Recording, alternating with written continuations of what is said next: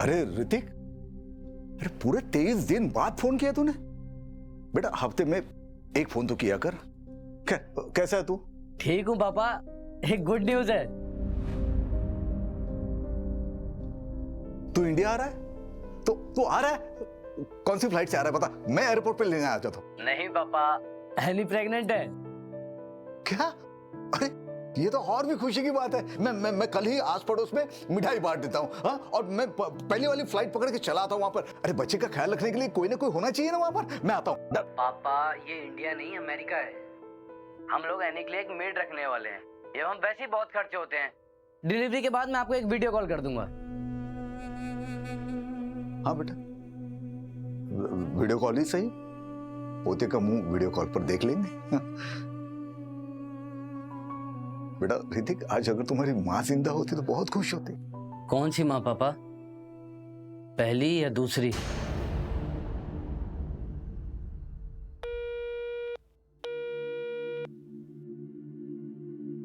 आयला, ऐसा बोला तेरा बेटा? लेकिन तूने तो ये सब उसके लिए किया था ना?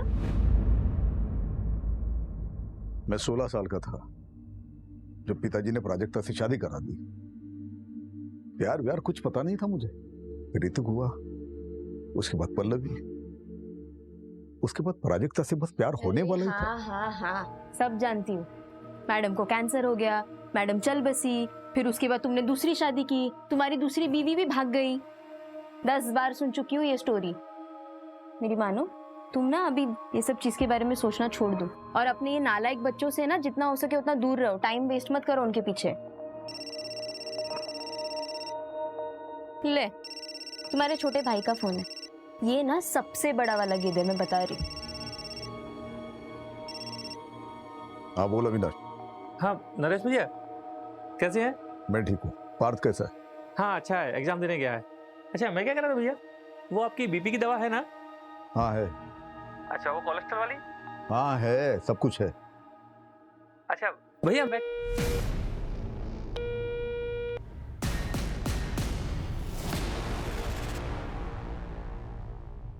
पापा दवाई का टाइम हो गया, आप दवाई ले लो, उठ जाओ। अरे वकील साहब। हाँ नमस्ते अंकल। नमस्ते नमस्ते। अरे कैसी है तबीयत? अरे भाई तेरे जैसा वकील ऐसे बीमार पड़ा रहेगा तो तेरे क्लाइंट को तो जज फांसी पे चढ़ा देगा। अरे नरेश तू भी। अरे आशीष बेटा, तो अंकल के लिए 2 चाय लेकर आ। हाँ। अरे नहीं चाय नहीं, चाय अभी पी के आ रहा हूँ। रेखा ने बनाया था, तू बैठ। अरे नरेश, वो डिजिटल कॉइन्स के नाम बताओ जो पढ़ने वाले हैं। अरे अंकल कोई कॉइन्स वाइन्स का दाम बताने की जरूरत नहीं है इनको। कैसे दाम कैसे फ्लक्चुएट होते रहते हैं उसके ऊपर नीचे, उनकी तरह ना इनका भी बीपी ऊपर नीचे होता रहेगा। अरे बाप की सेहत का इतना ख्याल है तो प्रताप के लिए एक बहू ले गया अच्छी सी। अरे प्रताप, वो उस लड़की की फोटो भेजी थी ना मैंने तुम्हें, वो दिखाओ। ये वाली? ये देख, ये इसका नाम सुनिधि है, यहाँ वाशिम में परिवार के साथ रहती है। अच्छे है ना? हाँ, अब मुंह से आवाज नहीं निकलेगी है? देखो लड़की अच्छी है तो मुझे पसंद है। अगर खानदान अच्छा हो तो तुम बात आगे बढ़ाओ। ठीक है, तो मैं इसके पिताजी के साथ बात करता हूँ और उनका नंबर तुझे मैसेज कर देता हूँ। हाँ ये ठीक है। अब तू आराम कर, मैं कपिल की दुकान पे जा रहा हूँ।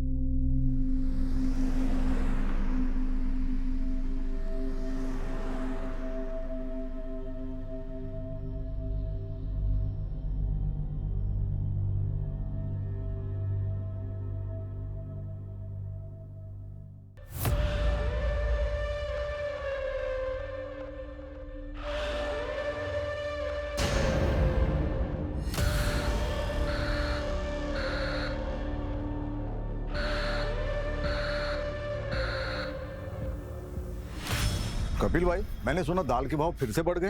अरे नरेश भाई, इस बार महंगाई आसमान छू के रहेगी। Hello uncle. हेलो बेटा। आप मेरी डॉल लाए? तुम्हारी डॉल? हाँ लाया हूँ ना, घर पे रखी है। लेकिन वो डॉल तुम्हें तब मिलेगी जब तुम्हें 10 में से 10 मार्क्स आएंगे। ओह नो, 9 मार्क्स नहीं चलेंगे? ओह नो, 9 मार्क्स क्यों? वो मेरे को एक सवाल का जवाब नहीं आ रहा था ना। अरे बाप रे, फिर तो बड़ी प्रॉब्लम हो जाएगी कपिल भाई। कपिल भाई, आपकी बेटी तो आपसे भी होशियार है। अच्छा नरेश भाई, आपके हुए 2749 रुपए। ये 3000। छुट्टे में बाद में देता हूँ। ठीक है, बाय अंकल। बाय बेटा। चल आजा, इसका हिसाब करके बता। पापा थोड़ी जल्दी चालू कीजिए ना फैमिली मीटिंग। आप तो जानते हैं ना अमेरिका में टाइम की कितनी वैल्यू है। सब लोग ध्यान से सुनो, मैं अपनी सारी प्रॉपर्टी रेखा के नाम कर रहा हूँ। क्या? इस धंधे वाली के नाम? भैया आप पागल हो गए? इस घर पर मेरा भी अधिकार है। पापा सोच समझ के फैसला करिए। ये रेखा आपसे प्यार व्यार नहीं करती है। अगर आपने इसके नाम प्रॉपर्टी कर दी उसके बाद क्या? ये आपके साथ कुछ भी कर देगी पापा। पापा इससे अच्छा तो ना आप किसी और को डोनेट कर दीजिए प्रॉपर्टी।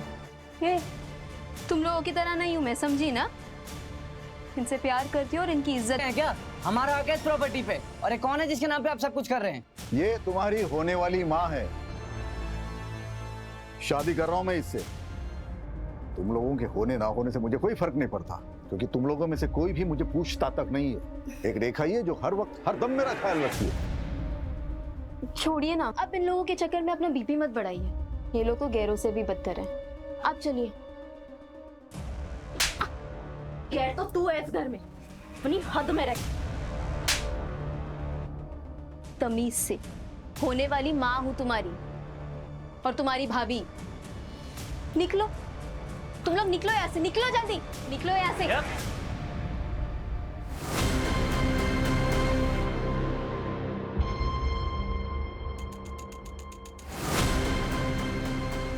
बुढ़ापे में दिमाग खराब हो गया पापा जी का।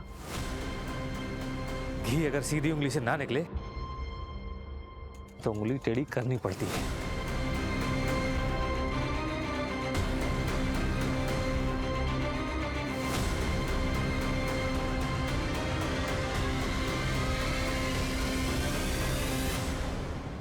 पापा थोड़ी जल्दी चालू कीजिए ना फैमिली मीटिंग। आप तो जानते हैं ना अमेरिका में टाइम की कितनी वैल्यू है। सारा प्लान वेस्ट हो गया।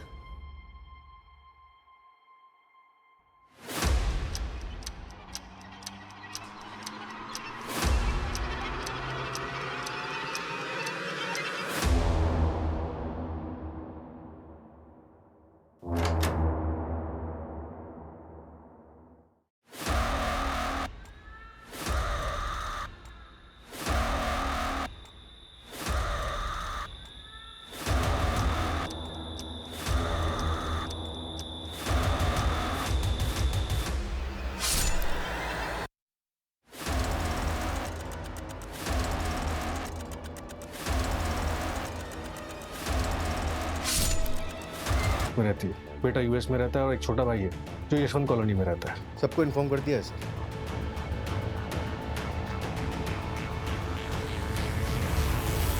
सुनो ना अविनाश, बात को मम्मी के यहाँ पे छोड़ दे क्या? अरे इतना पैनिक मत हो, नहीं तो सब गड़बड़ हो जाएगा। मैं बोल रहा हूँ ना, कुछ नहीं होगा। कैसे कुछ नहीं होगा? आज नहीं तो कल पुलिस घर पे आएगी ना। देखो, जब पुलिस घर पर आएगी तो हम वैसा ही करेंगे जैसा हमने प्लान किया। तुम अगर इतना घबराओगी तो सब गड़बड़ हो जाएगा। और वो देखा, उसका भी इंतजाम कुछ कर देता हूँ। अच्छा सुनो, मैं लेट हो रहा हूँ, पल्लवी आ गई हुई, मैं जाता हूँ, ध्यान रखना।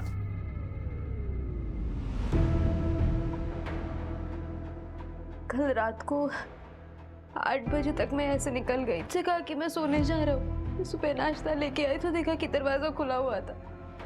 अंदर आई तो अच्छा ये बताओ कि घर से कुछ चोरी हुआ है? मंगेतर मरा है मेरा और आपको चोरी की पड़ी है। देखो हमें ये सब जानना जरूरी है क्योंकि इन्वेस्टिगेशन उसी हिसाब से होगी। तो सब आज ही करना है आपको। मंजू, पंचनामा करके बॉडी को तुरंत पोस्टमार्टम के लिए भिजवाओ। Okay sir. जैसे ही फैमिली से कांटेक्ट होता है थाने बुलाओ।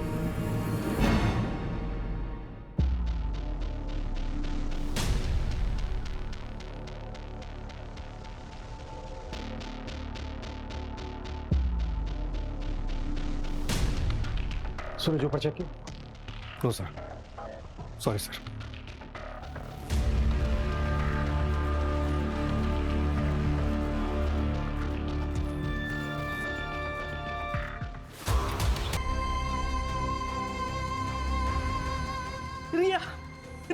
संभालिए। सर किसने मारा?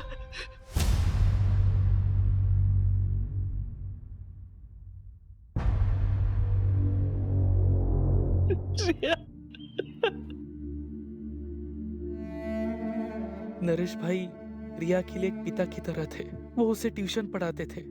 कई बार वो पढ़ते पढ़ते वही सो जाती थी। कल भी रिया गई थी ट्यूशन पढ़ने उनसे? नहीं, मैंने उसे नरेश भाई के छुट्टे पैसे लौटाने भेजा था। क्यों? संभालिए अपने आप को। तो जब रिया वापस नहीं आई तो आप उसे नरेश जी के घर देखने नहीं गए? मैं दुकान पे था देर रात तक। हमेशा की तरह मुझे लगा शायद वो वही सो गई होगी। मुझे जाना चाहिए था, मेरी बच्ची बच जाती। रिया की माँ कहाँ है? 3 साल पहले मुझे और रिया को छोड़कर भाग गई वो।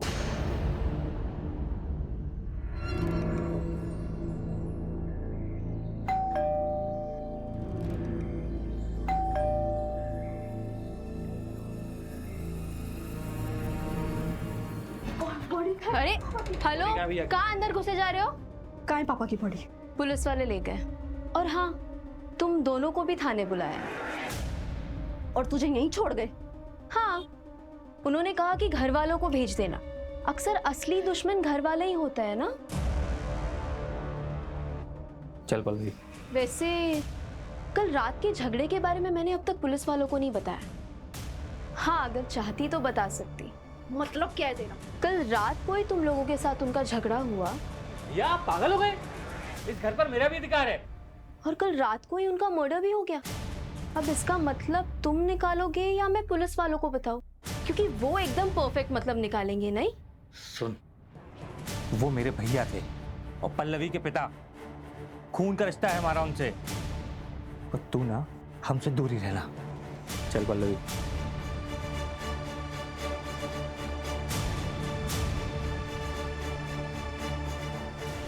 कई बार खून के रिश्तेदारों से ज्यादा पराये लोग अपने हो जाते हैं ना माँ। कोई अपना अपना नहीं होता, सब पैसों के रिश्तेदार है। पैसा है बच्चे अपने, पैसा है रिश्तेदार अपने। पैसा खत्म रिश्ता खत्म। तू क्यों फिक्र कर रहा है? तेरे पास तो इतना सारा पैसा है। तेरी गाड़ी आई? अरे नहीं माँ, इस उम्र में गाड़ी लेके क्या करूंगा। मैं सोच रहा हूँ पल्लवी को गाड़ी लेके दे दूं। वो बेचारी स्कूटी से जाती है कॉलेज। कितनी बार समझाया तुझे, पर तू नहीं समझता। लुटा दे अपनी सारी दौलत अपने नालायक रिश्तेदारों पे, लेकिन जब तू मरेगा ना, तेरे कफन के लिए किसी के पास से पैसा भी नहीं निकलेगा। तो तू दे दे ना कफन। हाँ, दे दूंगी ना। ये चादर तूने ही दी है ना, यही दे दूंगी। शहर में हुए डबल मर्डर ने पूरे खोपोली के लोगों को सकते में डाल दिया है। इस चौंका देने वाले मर्डर ने एक बार फिर से पुलिस प्रशासन पे सवाल उठाया है। क्या शहर के लोग सेफ हैं? देखिए, बॉडी पोस्टमार्टम के लिए भेजी गई है। 24 घंटे बाद आपको दे देंगे। पापा तो बहुत अच्छे आदमी थे, भला उन्हें ऐसे कोई क्यों मारेगा? क्यों झूठ बोल रही है पल्लवी? सर मैं आपको बताता हूँ। दरअसल भैया 1 नंबर के अड़ियल इंसान थे। भाभी के जाने के बाद उन्होंने ऋतिक को अमेरिका भेज दिया, तो जिससे उनकी अय्याशी चलती रहे। सर आप देखना, पीएम की रिपोर्ट आने वाली है, उसमें पक्का उनको एड्स निकलेगा। चाचू, आप ये क्या कह रहे हैं? हाँ तो झूठ क्या बोल रहा हूँ, जो सच है वही बता रहा हूँ। तो रेखा को पता था ये सब? उसे क्या ही फर्क पड़ता है, वो तो खुद एक धंधे वाली थी। रेखा तो मंगेतर थी ना नरेश जी की। हाँ, दिमाग खराब हो गया था पापा का। कल रात आप लोग कहाँ थे? अपने घर पे पापा से मिलने गए थे, फिर सब अपने अपने घर आ गए। सब एक साथ मिलने गए थे, जाहिर सी बात है कोई खास वजह होगी। कल रात पापा अपने प्रॉपर्टी का बंटवारा करने वाले थे। तो हो गया बंटवारा? मैं अपनी सारी प्रॉपर्टी रेखा के नाम कर रहा हूँ। भैया आप पागल हो गए? निकलो यहाँ से। भैया नहीं सर, बस कैजुअल डिस्कशन हुआ और कुछ नहीं।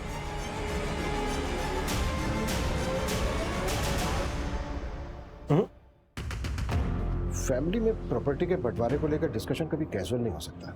सूरज, फैमिली के सभी मेंबर्स की डिटेल निकालो और नरेश की बैंक डिटेल्स भी। सर मैंने बैंक डिटेल्स चेक की थी, उसमें कुछ भी नहीं निकला। सर वो नौटंकी रेखा, वो कल रात भी एक कस्टमर के पास गई थी। व्हाट? मतलब पतिव्रता होने का नाटक कर रही थी? सर नरेश ने डेटिंग साइट पे एक अकाउंट बनाया था, ये देखिए। फ्रेंड लिस्ट में लड़कियां ज़्यादा है। सर ये तो बड़ा रंगीन आदमी है, इतनी जल्दी जज नहीं कर सकते। सूरज वो जो बच्ची थी रिया, उसके साथ सेक्सुअल असॉल्ट हुआ था क्या? सर अभी तक पोस्टमार्टम रिपोर्ट आई नहीं। ये ले, बन गया डेटिंग ऐप पे तुम्हारा अकाउंट। प्रोफेसर नरेश देशमुख। अरे यार ये झंझट में क्यों फंसा रहा है मुझे? देख मैं रेखा के लिए सीरियस हूँ। अरे देख देख, एक फ्रेंड रिक्वेस्ट भी आ गई। कौन है? फोटो देख, क्या मस्त लग रही है, डाइवोर्सी है। हाय, मेरा नाम ललिता है। आप मुझे जेन्युइन लगे क्योंकि आपने अपनी फोटो लगाई। आप एक्स प्रोफेसर हो? प्रोफेसर सर घर से जो सामान चोरी हुआ है ये उसकी लिस्ट है, रेखा ने दी। तो ज्वेलरी सेट, चांदी के कुछ बर्तन, रिस्ट वॉच, वॉल क्लॉक और 45,000 रुपए कैश। सूरज, सभी ज्वेलर्स और खबरियों को एक्टिवेट कर दो। कहीं भी कोई ज्वेलरी बेचने आता है तुरंत हमें इन्फॉर्म करें। Right sir.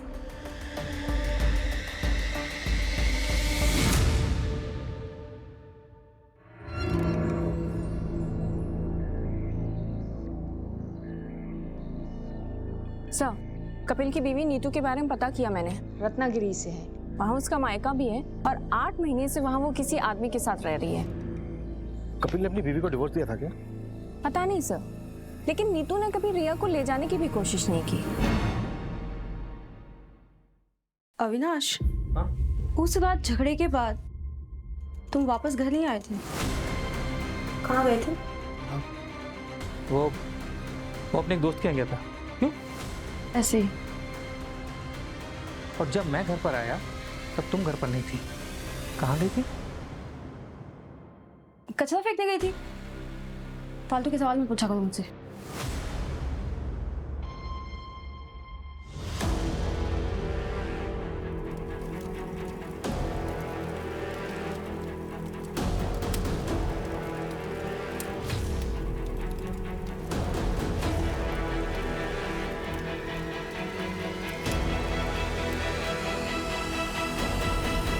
पूरा यकीन है ये काम रेखा का ही है और अब वो चली भी गई है। इतने यकीन के साथ कैसे कह सकते हो? सर पापा उसके नाम पे प्रॉपर्टी कर रहे थे तो उनके मर्डर के बाद पूरा बेनिफिट उसे ही मिलेगा। प्रॉपर्टी उसके नाम पर हुई? नहीं। तो बेनिफिट कैसे हुआ उसे? तो सर ये फिर चाचू ने किया होगा। प्रॉपर्टी के लिए? प्रॉपर्टी और पार्ट दोनों के लिए। पार्ट क्यों? सर पार्ट मेरा सौतेला भाई है और परी चाची मेरी सौतेली माँ। वो पापा की दूसरी वाइफ रह चुकी है। What? हाँ सर, 2 साल पहले परी चाची ने पापा को छोड़ के अविनाश चाचू से शादी कर ली थी और पापा ने तो केस भी फाइल किया था पार्थ की कस्टडी के लिए। इन्हीं सब के बीच पापा उस रेखा के चक्कर में फंस गए और चले थे उस धंधे वाली से शादी करने।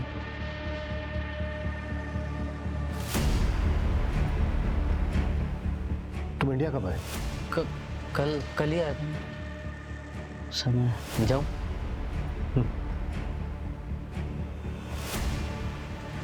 ये बात हमें अविनाश और परी ने क्यों नहीं बताई?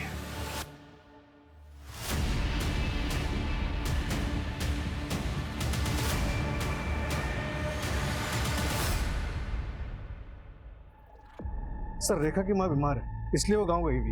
ये रेखा की माँ है भी या नहीं? सर पोस्टमार्टम रिपोर्ट आ गई है। नरेश की मौत 31 मार्च की रात को 9 से 1 के बीच में हुई थी। काफी स्ट्रगल हुआ और घर के मेन डोर पर कोई फोर्सेंटी के निशान नहीं थे। शायद कातिल नरेश के जानने वाला था। कॉल रिकॉर्ड्स और फोन लोकेशन कब तक आ गई? कल तक आ जाएगी सर। रिया की पोस्टमार्टम रिपोर्ट का क्या हुआ? सर ये देखिए, सेक्सुअल असॉल्ट इनकंक्लूसिव है। रिया की मौत रात को 9 से 12 के बीच में हुई थी। हो सकता है रिया को नरेश से पहले मारा गया, लेकिन डिफरेंस सिर्फ 1 घंटे का है। तो क्या मेन टारगेट रिया थी?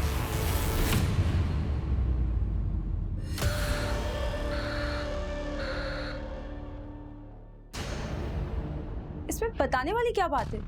हम लोग ऑफिशियली अलग हुए थे और इस बात को 2 साल हो चुके हैं। हम सबके बीच में वैसे भी सब ठीक ही चल रहा था। पार्थ की कस्टडी को लेकर केस चल रहा था आप लोगों के बीच, और आप कह रही हैं ये सब कुछ ठीक चल रहा था? देखिए, आपको मुझ पे शक है ना, तो पहले जाइए सबूत लेके आइए, फिर बात करेंगे हम। वो तो हम ले ही आएंगे। पहले ये बताइए कि विनाश कहाँ है? ऑफिस गए।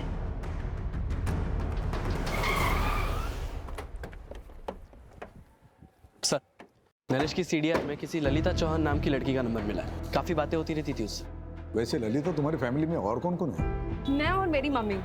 और आपकी? सेम, मैं और मेरी मम्मी। किसी दिन मेरी मम्मी से मिलवाऊंगा मैं तुम्हें। श्योर।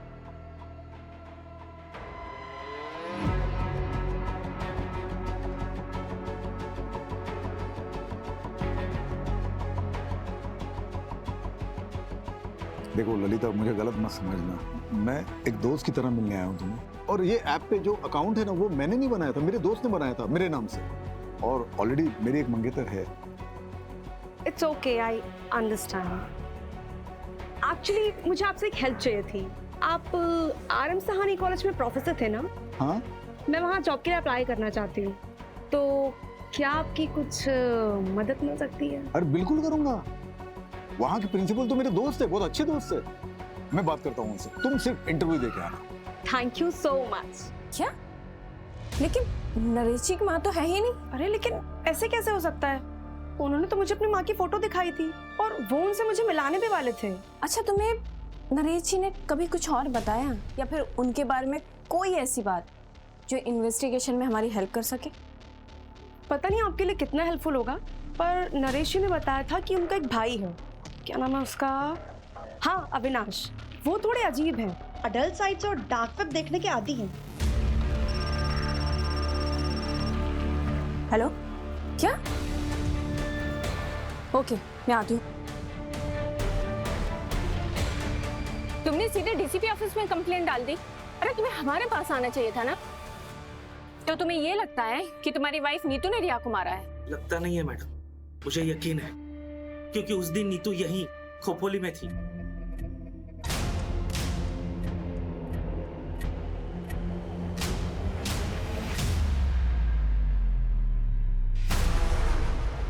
तो तुमने हमें ये सब पहले क्यों नहीं बताया था?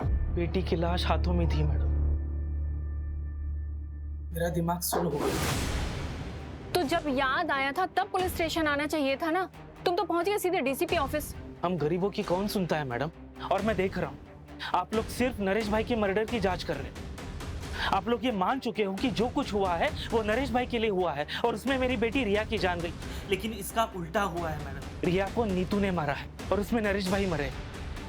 हाँ सुनो, एक नंबर ट्रैक करो, अर्जेंट है। नीतू शर्मा नाम है, नंबर भेजती हूँ मैं।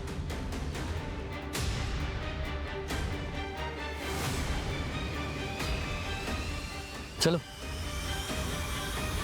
सर, मैंने नरेश की पिछले 2 साल की सीडीआर स्टडी की तो एक बात पता चली। नरेश का एक नेबर है प्रताप वर्मा, उससे काफी बातें होती थी उसकी। और सर सीडीआर में एक और बात पता चली, ये नरेश की फैमिली उससे 1 साल पहले ही टच में आई है। 1 साल पहले तक तो किसी को नरेश से कोई मतलब नहीं था। पर ये 1 साल पहले अचानक से नरेश की जिंदगी में ऐसा क्या हुआ कि सबको उसके प्रति प्यार जाग गया? अरे नरेश की माँ का कुछ पता चला? अभी तक नहीं सर, मैंने फैमिली से पूछताछ की, उनका कहना है कि 20 साल पहले उसकी माँ मर गई थी। तो फिर नरेश ने अपनी माँ बताकर ललिता को फोटो किसकी दिखाई?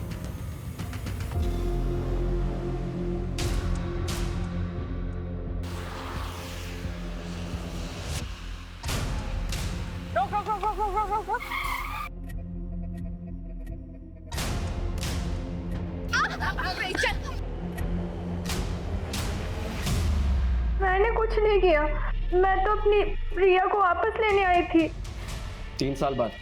और तुम्हें क्या लगता है तुम रिया को लेकर जाती और तुम्हारा नया हस्बैंड उससे एक्सेप्ट कर लेता? सुधीर को मैं शादी के पहले से पसंद करती हूँ। कपिल से बच्चा नहीं हो रहा था, जिसकी वजह से वो मुझ पर हाथ उठाता था। सुधीर रत्नागिरी से सिर्फ मुझसे मिलने के लिए आता था। उसी दौरान रिया हुई। तो क्या रिया तुम्हारे और सुधीर की बेटी है? हाँ। ये बात कपिल को पता है? पता नहीं, पर रिया से मेरी फोन पर बातें होती रहती थी। उसने बताया पिछले महीने कपिल ने उसका ब्लड टेस्ट करवाया था। सर, मैंने रिकॉर्ड चेक करवाए हैं। 3 हफ्ते पहले कपिल ने अपना और रिया का डीएनए टेस्ट करवाया था, जिसमें ये कंफर्म हुआ है कि कपिल रिया का फादर नहीं है। व्हाट? कपिल को उठाओ और तब तक नरेश के मोहल्ले में जाकर ये पता करो कि नरेश कैसा आदमी था। नरेश को इन्वेस्टमेंट का बहुत अच्छा नॉलेज था। वो डिजिटल कॉइन्स के नाम बताओ जो बढ़ने वाले हैं। अरे अंकल, कोई कॉइन्स वाइन्स का दाम बताने की जरूरत नहीं है इनको। नरेश ने 2014 में डिजिटल कॉइन्स में 3 लाख रुपए इन्वेस्ट किए थे। और अभी 2021 में उसने उन्हीं कॉइन्स को बेचा 34 करोड़ रुपए में। 34 करोड़? ये 34 करोड़, हमने तो उनका बैंक अकाउंट चेक किया था, उसमें तो कुछ भी नहीं मिला। अबे 34 करोड़ कहाँ है ये तो मुझे नहीं पता, लेकिन ये नरेश के रिश्तेदार जो उसके पीछे दुम हिलाते घूम रहे हैं वो सिर्फ उस 34 करोड़ के लिए। 34 करोड़ ना नरेश के बैंक अकाउंट में है और ना ही उतना पैसा उसके घर में मिला। हाँ सर, पूरे 34 करोड़ रुपए गायब है। आखिर इतना सारा पैसा उसने रखा कहाँ होगा? और सर 1 साल से इतना पैसा रखना क्राइम को खुला इन्विटेशन देने के बराबर है। सर, कपिल फरार हो गया है। उसके घर में ताला लगा है और नंबर भी स्विच ऑफ आ रहा है।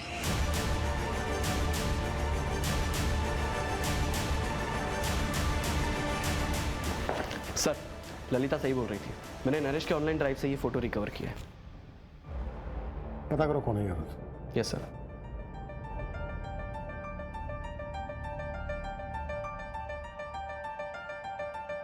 हाँ सर, सुनिधि नाम है उसका। ये देख, ये इसका नाम सुनिधि है, यहाँ वाशिम में परिवार के साथ रहती। दोनों लिव इन में रहते। नरेश ने इन दोनों को अलग करने की भी कोशिश की थी। देखो सुनिधि, मैंने तुम्हारे लिए बहुत अच्छा लड़का देखा है, अच्छी फैमिली से, मेरे दोस्त प्रताप का बेटा है, वकील फैमिली से। पापा, आई डोंट बिलीव दिस। मुझे लगा आप यहाँ पे मेरे और सुनिधि के रिश्ते को एक्सेप्ट करने आए, लेकिन आप तो हमारे रिश्ते को तोड़ने में लगे। लेकिन मैं ऐसा होने नहीं दूंगी। बाप हूं तुम्हारा, फिक्र है तुम्हारी, इसलिए ये गलती तुमसे होने नहीं दूंगा मैं। मेरे जीते जी ये शादी हो नहीं सकती। ठीक है, फिर आप मेरे लिए मर गए। चल सुनिधि। यार नरेश अंकल ने पापा को फिर से फोन किया था। लड़के वालों को ये रिश्ता मंजूर है, उन्होंने मुझे लड़का देखने के लिए बुलाया है। तू फिक्र मत कर, मैं हमारे बीच किसी को भी नहीं आने दूंगी, किसी को भी नहीं।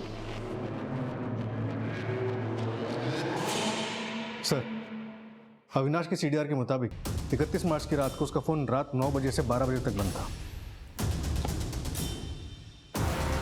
9 से 12 के बीच में फोन बंद था। नरेश और रिया का मर्डर भी इसी बीच में हुआ। मतलब पॉसिबल है कि उस रात को अपने घर गए ही ना हो। उस रात झगड़े के बाद तुम वापस घर नहीं आए थे, कहाँ गए थे? सूरज, अविनाश को उठा लो। और रेखा का क्या हुआ? उसकी माँ है? नहीं है सर, 6 साल पहले गुजर गई और अब रेखा का फोन भी बंद आ रहा है।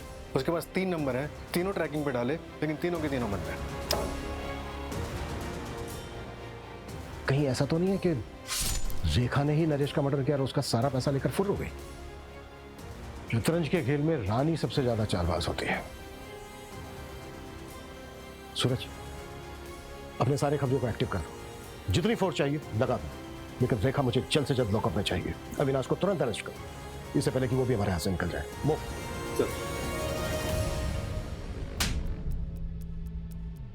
याद आया? हाँ, वो 34 करोड़ वाली बात। मुझे पता था कि भैया के पास 34 करोड़ रुपए हैं, पर मैंने नरेश भैया का मर्डर नहीं किया सर। 31 मार्च की रात को अपना मोबाइल फोन बंद करके कहाँ गया था तू? वो मैं अपने एक दोस्त के यहाँ गया था। दोस्त का नाम और नंबर बोल। बंसी नाम है उसका, नंबर मेरे मोबाइल में है, मैं देख के बताता हूँ आपको। उसकी जरूरत नहीं है, नंबर है हमारे पास 733219। रेखा का नंबर है। क्राइम की रात को रेखा अपने क्लाइंट से मिलने गई थी और वो क्लाइंट तू।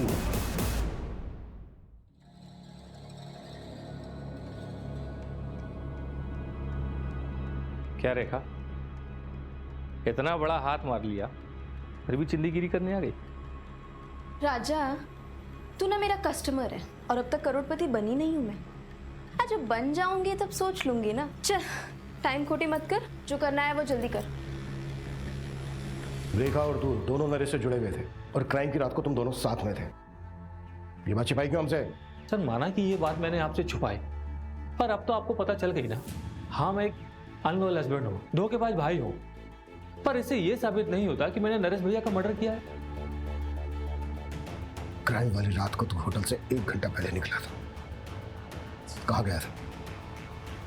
सर, एक मिनट। सर, जैसे ललिता ने कहा था, मैंने अविनाश की सर्च हिस्ट्री कंगाली। अविनाश डल साइट्स और डार्क वेब देखने के आदी हैं। मुझे कुछ मिला नहीं, तो मैं रैंडमली डार्क वेब पे सर्च कर रहा था, तो मुझे ये वीडियो मिला।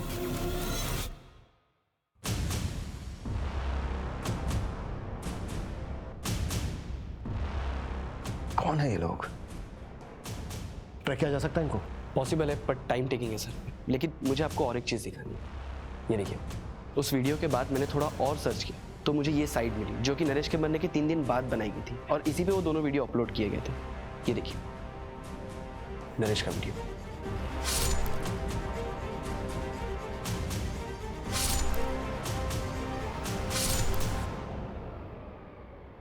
नरेश का मर्डर रिकॉर्ड किया गया। इसका मतलब ये कि कम से कम 2 लोग थे वहां पर, एक मारने वाला और एक वीडियो बनाने वाला। और तो और सर, नरेश के नाम से ही अपलोड किया गया है। वीडियो का टाइटल है नरेश देशमुख पनिशमेंट। कैसा पनिशमेंट? और वो जो दूसरा वीडियो बता रहे थे वो? हाँ सर।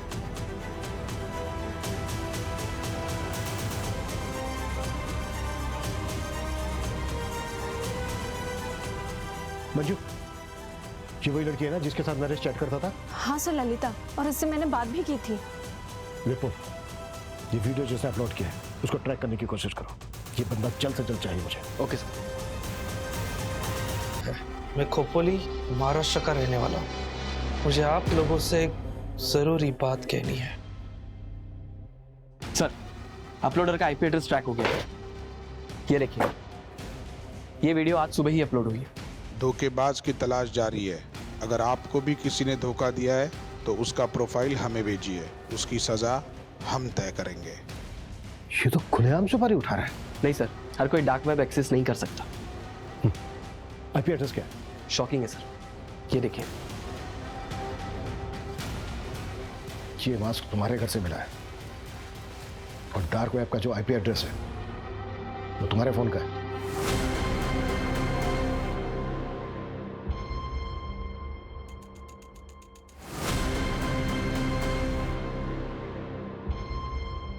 देखो क्या वीडियो है यार, देखो भी कैसे फॉलोअर्स बढ़ेंगे।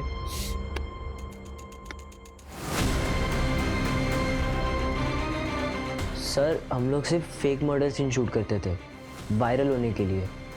हमने नरेश का मर्डर नहीं किया है। तो तुम अपने फादर को उनके नाम से बुलाते हो? मेरा कोई बाप नहीं है, सिर्फ एक माँ है। इस लड़की के साथ क्या किया? कौन है ये? हम नहीं जानते। ये बच्चे नरेश का मर्डर करेंगे मुझे नहीं लगता। नरेश का मर्डर बहुत ही ब्रूटली हुआ है, इनके बस की बात नहीं है। सर, वो बूढ़ी औरत, उसको ट्रेस कर लिया है, लोकेशन मिल गई उसकी। गुड। कपिल की लोकेशन मिली? नहीं सर, कपिल अभी भी फरार है। चलो तब तक बूढ़ी औरत से मिलते हैं। Okay sir. सर, उस बूढ़ी औरत को ओल्ड पुणे हाईवे पे देखा गया है।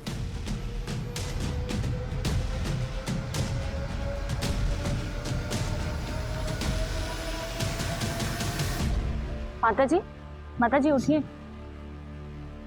मैंने समझाया था उसे, लेकिन उसने मेरी बात नहीं मानी। उसने जब झूठ बोलने के लिए कहा था तभी मैं समझ गई थी जरूर इसके साथ कुछ होने वाला है। कैसा झूठ लगी? हाँ, ये देख, कुछ कपड़े लाया हूं तुम्हारे लिए। क्या? अच्छे है ना? मैं क्या बोल रहा हूँ, कब तक तू ऐसे सड़कों पे पड़ी रहेगी? चल ना, घर चलना। अरे बाबा, अपने घर की महाभारत झेल चुकी हूँ मैं। बेटा और बहू ने सड़कों पे फेंक दिया, अब तेरे घर की महाभारत झेलूं? मुझसे नहीं होगा। अरे माँ, मेरे घर में महाभारत होने के लिए घर में कोई होना भी तो चाहिए। क्यों? पैसों की बात सुनकर कोई नहीं आया? सोचा था 34 करोड़ का झूठ बोलूंगा तो सारे दौड़े चले आएंगे, सारे साथ में रहेंगे, फैमिली साथ रहेगी, अच्छा लगेगा। तो कोई फायदा नहीं हुआ। उन्हें प्यार नहीं है मुझसे, पैसों के लिए फोन करो, दिखावे के लिए फोन करो।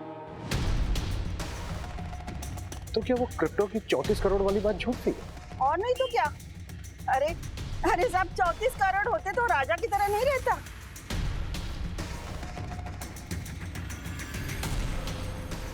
आखिर किलर आया किसके लिए? रिया के लिए या फिर नरेश के? मंजू, जो दूसरा अपलोडर था उसकी कोई अपडेट? ललिता की लोकेशन डिटेल्स चेक कर रहे हैं। अगर उसकी लास्ट लोकेशन पता लग जाए तो शायद हम दूसरे अपलोडर तक पहुंच जाए। सर, एक और बात, कपिल ने अभी एक वीडियो अपलोड किया है ऑनलाइन जिसमें उसने पब्लिक से गुहार लगाई है कि पुलिस उसे झूठे केस में फंसा रही है। तो फिर भागा क्या कर रहा है?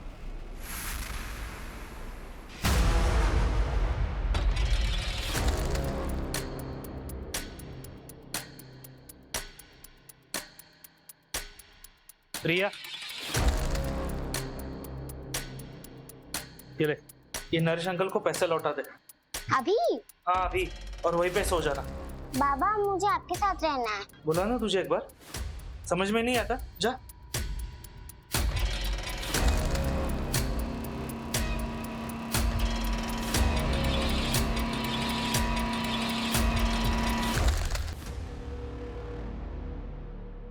सर, ये मास्क ऑनलाइन खरीदा गया। ये देखिए, ये है बायर्स की लिस्ट। और सर ये हाईलाइटेड नाम देखिए।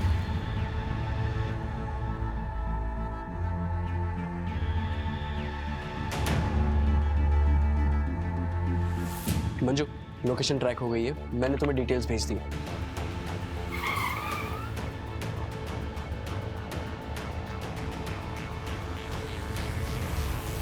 कौन? Room service.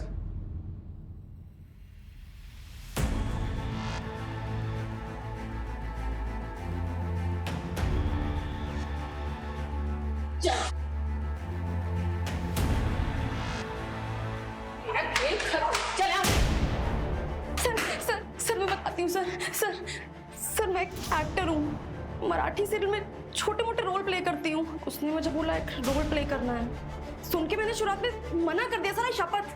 पर फिर घर का रेंट और खर्चे तो मैंने कर लिया सर।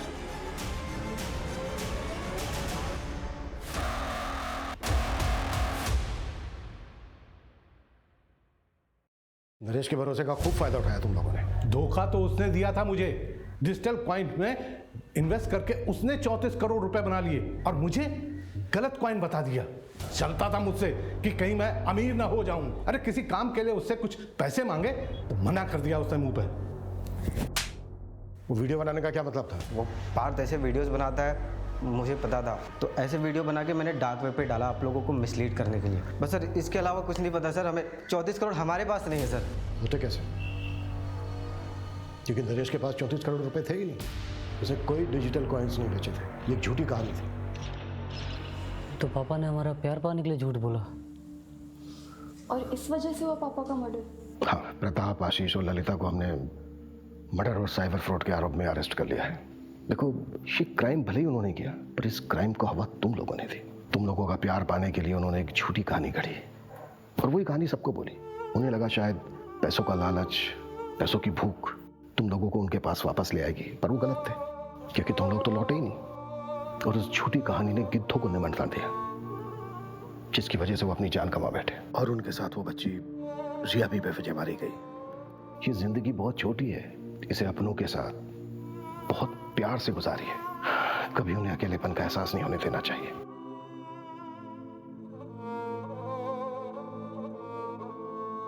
मैंने तेरे लिए स्पेशल भिंडी मसाला बनाया है। आप भिंडी पे ही सारे एक्सपेरिमेंट करना। अच्छा, बहुत बड़ी हो गई तू। हाँ,